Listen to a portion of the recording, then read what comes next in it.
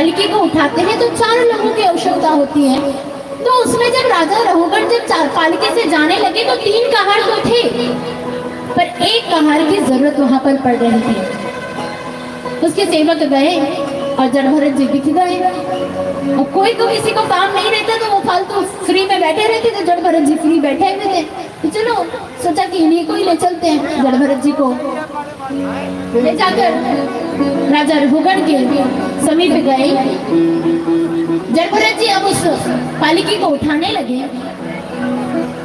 थोड़ी दूर चले और रास्ते में एक चींटी उन्हें दिखाई दी। जैसे ही उनको चींटी दिखाई दी तो वो कूद गए, उछल गए। अब वो राजा रघुगण पालकी में बैठा था। अब जैसे ही वो उछले तो उनका सर पालकी के उस छत से टकराया। बोले अरे ये कैसा मूर्ख है, इसको ठीक से चलना भी नहीं आता है। मेरा सर इस पालकी से फूट गया, मुझे लग गई थोड़ी। तो वो सेवक कहने लगे, कहार कहने लगे, महाराज जी ये नया नया नियुक्त किया है ना, इसे ठीक से चलना नहीं आ रहा है, बार बार उछल रहा है। थोड़ी दूरी पर और चले, पुनः कोई चींटी उन्हें दिख जाती है तो पुनः से वो फिर से कूद जाते हैं, फिर उछल जाते हैं।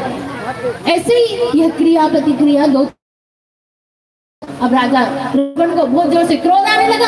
अरे भले आदमी तो चल क्या, बार बार मेरा सिर इस पालकी से फूट रहा है, मुझे लग रही है, मुझे पीड़ा हो रही है, दर्द हो रहा है। राजा रघुगण पालकी से नीचे उतरे, उस कहार ने पालकी को नीचे रखा और कहने लगे कि तुझे इतना समझ नहीं आ रहा है, तू तो बड़ा पालकी में बैठा हुआ है, 4 कहार तुझे ले जा रहा है, ले जाके तुझे जहाँ जाना है वहां तक पहुंचा देंगे, पर तू तो बड़े ऐशो आराम में है, तुझे तो लोगों ने उठा रखा अपने कांधों के ऊपर, तुझे कोई पीड़ा नहीं। पर मूर्ख, जब मैं नीचे चलता हूँ तो रास्ते पे जमीन पे चींटी मुझे दिखाई देती है तो मैं कूद जाता हूँ, और वह इसलिए कि कहीं मेरे द्वारा, इस राम के द्वारा कहीं जीव हत्या ना हो जाए, इसके कारण मुझे कूदना पड़ता है।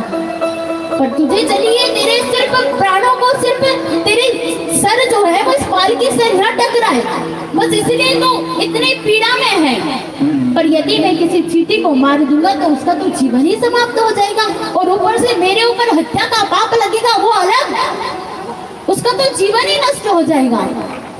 जब राजा रघुगण ने इस बात को सुना तो उसके मन में एकदम से वैराग्य जागृत हो गया।